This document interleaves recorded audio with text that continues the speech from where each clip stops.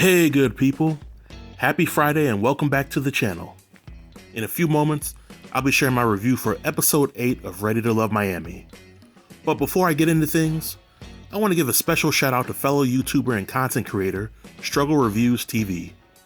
Earlier this week, I had the opportunity to check out her content, and she actually does some amazing throwback movie and TV show reviews.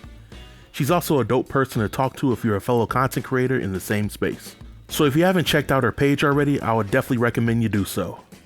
Before this review, I'll give you guys my episode breakdown, followed by my thoughts on the cast members and my overall rating. So without any further delay, let's jump into this foolishness called episode 8. The episode kicks off with the men meeting Nefertami in the gentleman's lounge. They learn that they have the power to eliminate, and Nefertami asks them to introduce their strongest connections to a truth teller. And unlike last episode, Nefertami lets the guys pick anyone in their life as a truth teller to meet the ladies. So the men go on these dates, they introduce their connections to the truth tellers. There's a lot of predictable moments, and there's also a lot of drama. But the men go back to Nefertami to discuss their connections. When it came time to talk about who they were not feeling, they ultimately picked Trinika and Looney up for elimination, which was highly confusing to me, but I'll address that a little later on. Mike meets with Trinika, and as she thinks she's about to get eliminated, the real Trinika comes out. She starts cussing, raising her voice, and I kinda got a little turned on by it. But she wanted to contest the notion that she didn't make the effort to get to know the guys. But it was actually Looney that got eliminated, and I was proud of her for taking the news the way she did. By that point, I think Looney was just done with being on the show, and she knew that deep down, the guy that was for her was definitely not on the show. But here are my thoughts for the dates for the episode. For the first outing, Randall chooses his ex-girlfriend to meet all three of his connections. Kayla comes out first, and at this point, it seems like Randall likes Kayla, but not as much as he likes Jay. The ex asks Kayla about her future goals, and she talks about being a full-time entrepreneur, and that she's looking for a lover, friend, and business partner in Randall. When Jay arrives, she is seemingly the only woman that Randall pulled out the chair for. But when the ex asks Jay about what she's looking for in Randall, she replies that she's looking for a support system and a friend in him. And poor Trinika gets nerfed yet again. In this scene, we only see Trinika ask the ex about her past relationship to Randall, and she also expressed that she's not too thrilled with how Randall communicates with her. When the ladies leave, the ex chooses Kayla as his best connection because of her soft energy. And I think that Randall is definitely more into Kayla than he is Jay. But Kayla in turn is seemingly more into Mike than she is Randall. And Jay is really just trying to claim Randall ASAP. Trinika is just there just to be there at this point. And I feel just a little sorry for her, because on any other season of the show, she would have been taken off the market ASAP. We then see Mike bringing his friend to meet Kayla and Brandy. Kayla is the first to arrive, and when she comes, her energy is a complete 180 from how she was with Randall. She's smiling, there's a lot of eye contact, and they seem to be hitting things off. But when Brandy shows up, Brandy is quick to mark her territory. She tells Mike's friend that Mike wanted to snatch her up expeditiously, and Kayla didn't like that one bit. But there is cordial conversation amongst the group, but when the ladies leave, Mike's friend believes that Brandy is the woman for him. And as I stated in an earlier review, it seems like Mike is stringing Kayla along just to ensure his spot on the show. But I think there's zero chance that Mike would choose Kayla in the end. We then see Samson having his ex meet Charisse, Looney, and Brandy. Charisse is sitting closest to Samson, with Looney sitting in the middle, and Brandy sitting at the end.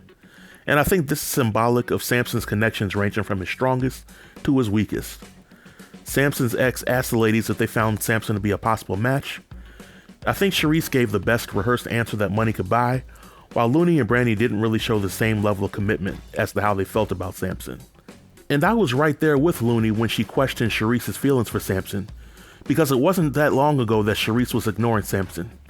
But when the ladies leave, the ex picked Charisse as Samson's top connection. Swayze then has his friend meet Kadian. And while Kadian claims that she went into the experience pretty nervous, she spent a great portion of the meet and greet making slip comments about Swayze to his friend.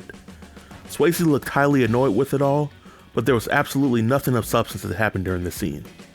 When Kadian left, Swayze's friend sensed that there were some issues between the two of them. I guess my ultimate question at this point is, what does Swayze really see in Kadian? I mean, did they already smash? Is the head game really that good? I ask because Kadian's attitude has been jacked up from the start, and how she continues to avoid being up for elimination is insane. However, the highlight of the episode goes to LJ when he has his ex meet Trinika and Looney. Trinika was the first to arrive, and right off the bat, she asked LJ's ex when they last dated. And LJ's ex replied that their relationship ended at the beginning of last year. And if I'm not mistaken, this show started filming sometime last winter or early spring. So that doesn't leave a whole lot of layover between then and the start of the show. Trinika was on a roll at this point, and she decided to ask LJ's ex when they last had sex. And the ex replied that they hooked up about a month ago. This took Trinika by surprise, and I truly believe that if the woman had the power to eliminate this week, then LJ's goose would have been cooked.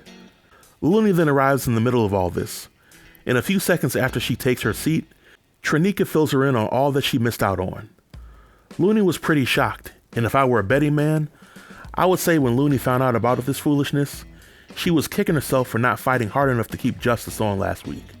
But Looney asks LJ's ex if there's hope for reconciliation between them, and she replies that she's still in love with LJ. This scene was overall pretty awkward, and we didn't even get to see LJ's ex share who she felt was best for LJ. I think at this point, LJ will either self-eliminate next week, or he'll just get eliminated altogether. But the last group date had me a little confused, because it showcased LJ, Mike, Kadian, and Charisse. Now to my knowledge, none of these folks ever had a romantic connection of any kind on the show, and I'm assuming that the show put them on this date to get some kind of drama between Charisse and Kadian. Well, if that was the show's goal, then they definitely succeeded. It didn't take long for Charisse and Kadian to have their catfight, but the longer it went on, the more embarrassed I was for the both of them.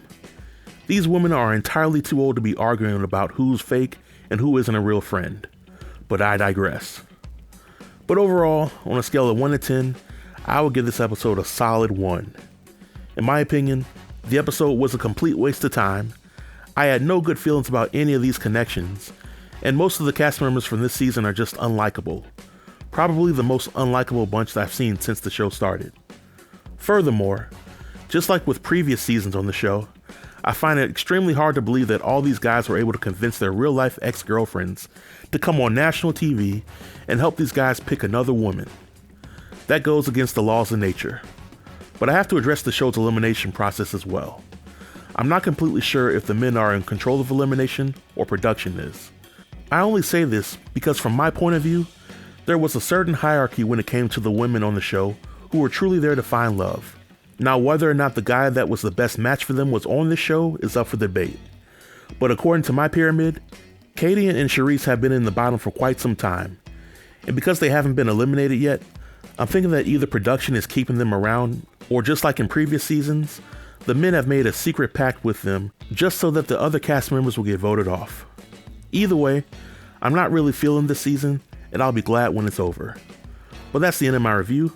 If you have any questions or comments about the review or the episode, feel free to leave your comments below in the comment section, and I'll be sure to reply to everybody. Until next time, stay tuned and stay safe. Peace.